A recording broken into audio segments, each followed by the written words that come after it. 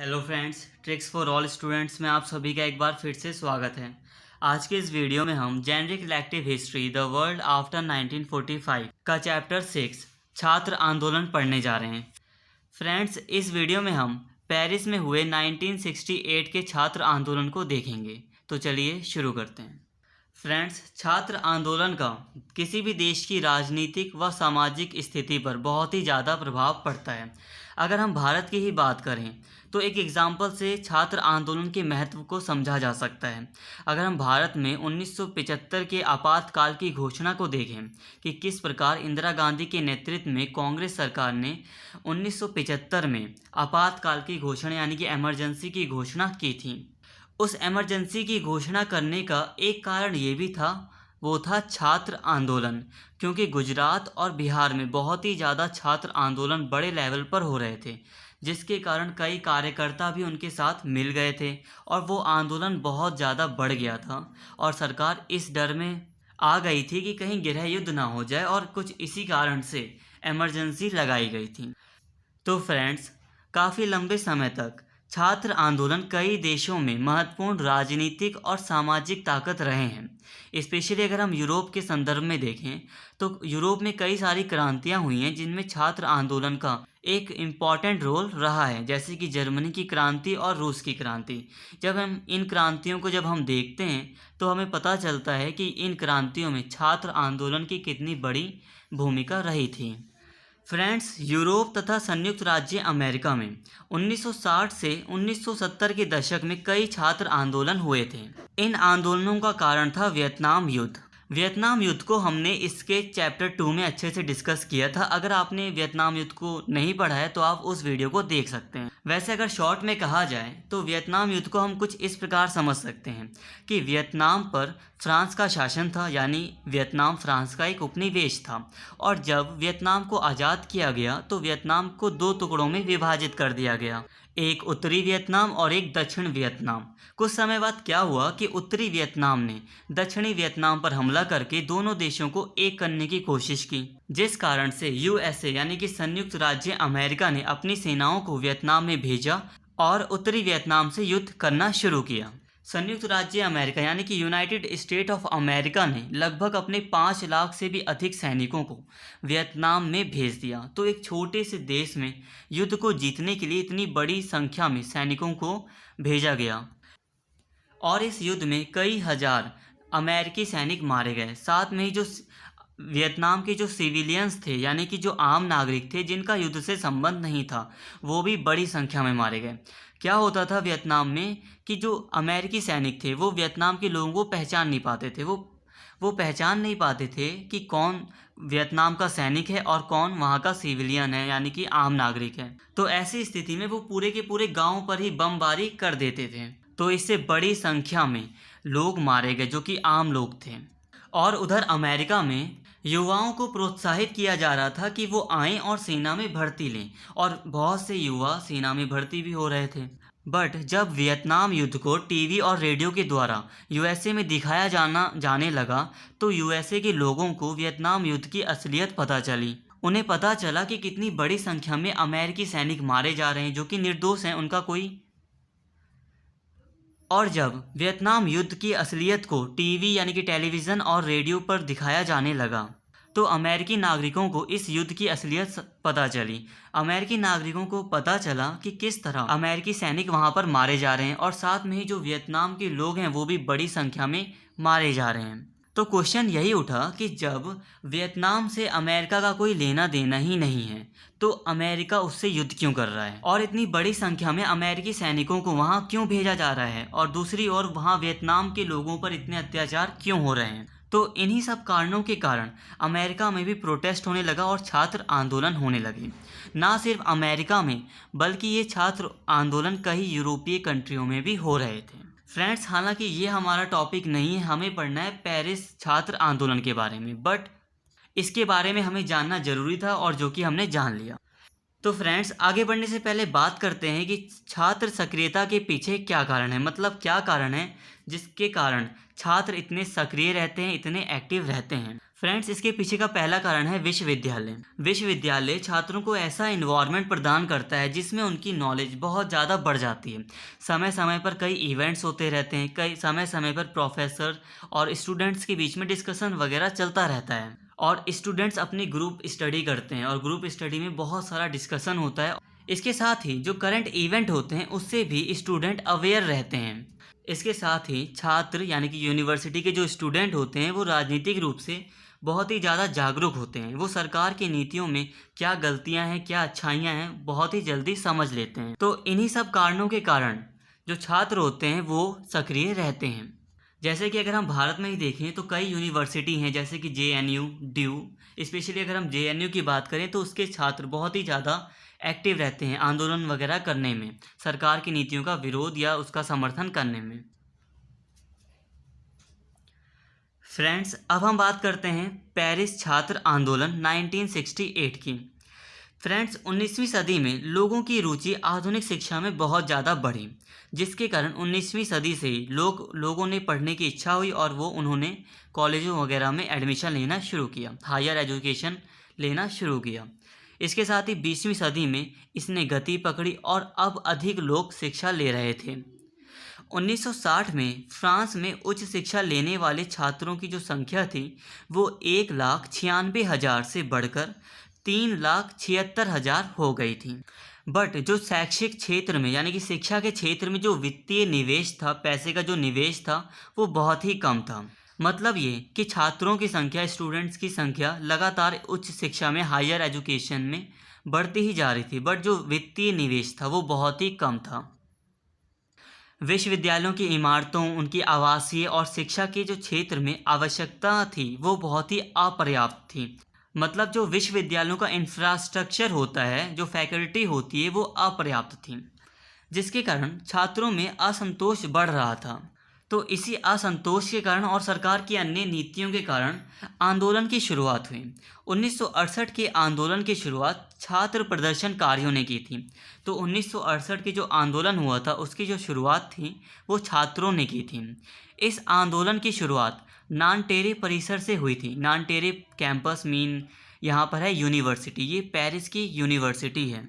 नॉनटेरे campus 1962 से निर्माणाधीन था। मतलब ये इसका पूरी तरह निर्माण नहीं हुआ था, हालांकि इसमें स्टूडेंट्स पढ़ रहे थे, बट 1962 से ये निर्माण अधीन था। यहाँ 12,000 छात्रों के आवास अल्प विकसित अवस्था में थे। इसके अतिरिक्त विपरीत लिंग के प्रवेश पर यहाँ पर प्रतिबंध था। मतलब गर्ल्स के लिए अलग आवास और बॉयज़ के लिए अलग आवास, विपरीत लिंग का यहाँ पर प्रवेश पर प्रतिबंध था। इस आंदोलन के जो नेता थे वो थे डैनियल कोहन बेनेडिक्ट। हालांकि इन्होंने औपचारिक रूप से नेता बनना स्वीकार नहीं किया था, बट ये छात्रों को दिशा निर्देश दे रहे थे। इसका ये छात्र आंदोलन 22 मार्च 1968 को शुरू हुआ।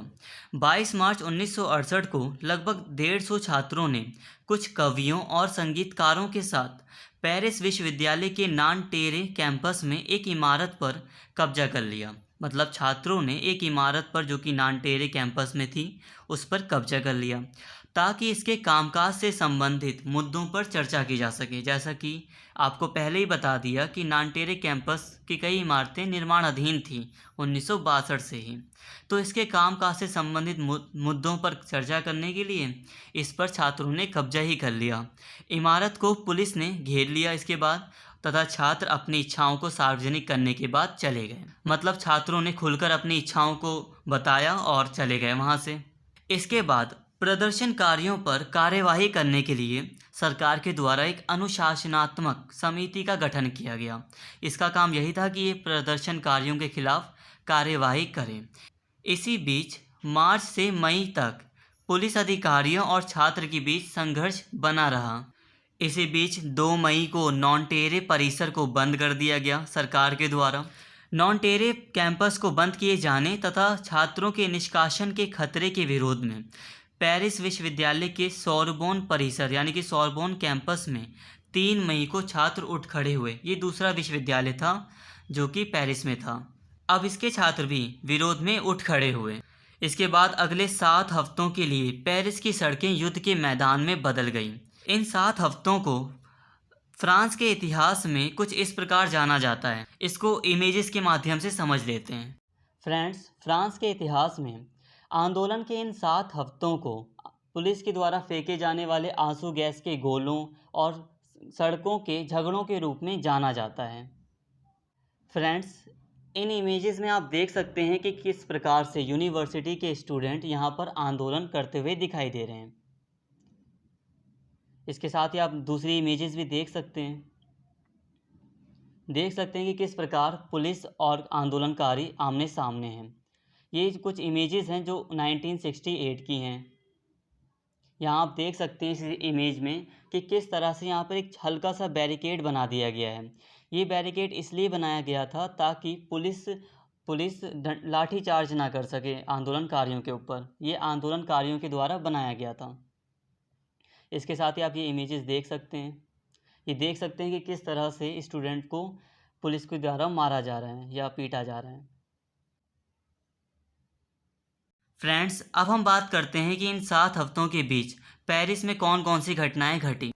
एक छात्र निकाय यूनियन नेशनले डेस एट्यूडिएंट्स डी फ्रांस UNEF और शिक्षक संघ ने 6 मई को नॉन्टेरे और सोरबोन परिसर को बंद करने के खिलाफ मार्च निकालने का फैसला किया। मतलब 6 मई को ये फैसला किया गया यहाँ पर इन संगठनों के द्वारा कि हम मार्च निकालेंगे। 6 मई को मार्च निकाला नहीं गया था, बस फैसला किया गया था, निर्णय लिया गया था। इसके बाद 10 मई को जब मार्च निकाला गया तो पुलिस दृढ़ संकल्प होकर बैठी हुई थी कि हम इनको सोरबोन परिसर में घुसने नहीं देंगे, और पुलिस ने ऐसा किया भी। जब भीड़ सोरबोन परिसर में पहुंचना चाहती थी तब उसी समय पुलिस ने लाठीचार्ज कर दिया और प्रदर्शनकारियों पर डंडे बरसाने शुरू कर दिए। इससे पुलिस ने भीड़ को तितर बितर कर दिया। बट थोड़े ही समय बाद प्रदर्शनकारी दोबारा इकट्ठे हुए और उन्होंने एक बैरिकेड सा बना लिया ताकि पुलिस उनको डंडे ना मार सके। हमने इमेज में देखा था। और प्रदर्शनकारियों को सड़क पर जो भी पत्थर मिले वो पुलिस पर बरसाने उन्होंने शुरू कर दिए, और पुलिस भी पीछे नहीं हटी, जिस कारण से संघर्ष बहुत ही बड़ा होता गया और ये चलता रहा, पूरी रात चला ये। 2 बजे रात को भी उनके ऊपर डंडे बरसाए गए। और इसी मध्य रात्रि को, जो 10-11 मई की जो मध्य रात्रि थी, उसको फ्रांस के इतिहास में the night of the barricades के रूप में जाना जाता है। और अब तक छात्रों की संख्या 40,000 हो गई थी। मतलब अब एक बड़ी संख्या में आंदोलन में छात्र शामिल हो गए थे। बट इस बीच पुलिस के द्वारा जो दमन था वो जारी था। जो सरकार के द्वारा जो दमन किया जा रहा था आंदोलनकारियों का, प्रदर्शनकारियों का, वो जारी रहा। 500 छात्रों को गिरफ्तार किया गया और सैकड़ों को अस्पताल में भर्ती कराया गया। और जब इन घटनाओं को टेलीविज़न और रेडियो के द्वारा दिखाया जाने लगा तब लोगों की सहानुभूति इन आंदोलनकारियों के साथ हुई और कई संगीतकार और कई बड़ी हस्तियां इस आंदोलन का समर्थन करने लगी और पुलिस की इस कार्रवाई की घोर निंदा की गई। और अब इसमें कई प्रकार के लोग शामिल होने लगे और ये आंदोलन बढ़ता ही चला गया। 2 प्रमुख वामपंथी union, confederation general do travel CGT और फोर्स लुव्रियर ने 13 मई को एक दिन हड़ताल का आह्वान किया। इस दिन पेरिस की सड़क पर 10 लाख से अधिक लोगों का मार्च निकला। जैसे जैसे ये विश्वविद्यालयों के दायरे से बाहर होता गया, मई के मध्य से आंदोलन अधिक तेज और कट्टर हो गया। मतलब पहले ये विश्वविद्यालयों तक ही सीमित था। मतलब पहले इसमें बस छात्र ही शामिल थे, बट जैसे जैसे ये आंदोलन बढ़ता गया इसमें कई प्रकार के कार्यकर्ता शामिल होने लगे। जो विपक्षी दल के नेता होते हैं वो शामिल होने लगे और इसमें कई यूनियन भी शामिल होने लगे। तो आंदोलन और अधिक तेज हुआ और कट्टर भी होता चला गया। यूनियन नेताओं ने उच्च मजदूरी की दिशा में आंदोलन को तेज किया। यूनियन नेताओं की मांग थी कि हमें उच्च मजदूरी मिलनी चाहिए मजदूरों को, इसलिए उन्होंने आंदोलन को तेज किया। और जो विपक्षी दल के कार्यकर्ता थे वो अब सोचने लगे कि हमें सरकार को बदलना चाहिए और कारखानों को अपने नियंत्रण में रखना चाहिए, तो वो इसलिए भी आंदोलन में शामिल हुए और आंदोलन को बढ़ावा दिया। एक सप्ताह के भीतर यानी कि 13 मई के बाद से हड़ताल पर जाने वाले लोगों की संख्या 17 मई को 2 लाख से बढ़कर अगले दिन 20 लाख और 23 मई को 1 करोड़ हो गई। मतलब पहले जो 2 लाख लोग थे वो 20 लाख हुए, फिर 20 लाख से 1 करोड़। मतलब हड़ताल में इतनी बड़ी संख्या में लोग शामिल हुए।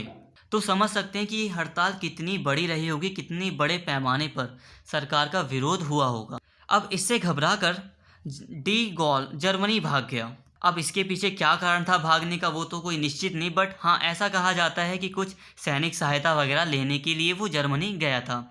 ये डी गॉल फ्रांस का राष्ट्रपति था और जब वो जर्मनी चला गया तो पेरिस की सड़कों पर कुछ आंदोलनकारियों ने मार्च निकाला और ये नारा लगाया कि अलविदा डी गॉल अलविदा, ये नारा लगाया गया। डी गॉल वापस आया और उसने कहा हम देश के विरोधी तत्वों के आगे नहीं झुकेंगे और देश की जो समस्याएं हैं उसे हल करेंगे। और उसने ऐसा कहकर नेशनल असेंबली को भंग कर दिया। नेशनल असेंबली को भंग करने का मतलब, जैसा कि भारत में अगर लोकसभा को भंग कर दिया जाए तो दोबारा चुनाव होंगे, तो ऐसा अगर वहाँ पर नेशनल असेंबली को भंग कर दिया जाए तो वहाँ पर भी दोबारा चुनाव होंगे। और ऐसा हुआ भी, दोबारा चुनाव हुए और डी गॉल की पार्टी ने शानदार जीत हासिल की। हालांकि इतना बड़ा आंदोलन हुआ था बट वो आंदोलन डी गॉल को हरा नहीं पाया और डी गॉल की जीत हुई। भले ही छात्र आंदोलन हार चुका था बट इस आंदोलन ने फ्रांस की राजनीति पर एक व्यापक प्रभाव डाला, जिससे फ्रांस की राजनीति में कई वैचारिक परिवर्तन आए और वो परिवर्तन आज भी देखे जा सकते हैं। तो फ्रेंड्स, इस वीडियो में फ़िलहाल इतना ही और नेक्स्ट पार्ट में हम बीजिंग के छात्र आंदोलन को देखेंगे। और अगर आपको वीडियो पसंद आई हो तो प्लीज़ चैनल को ज़रूर सब्सक्राइब कर लें और इस वीडियो को ज़रूर लाइक करें। Thank you.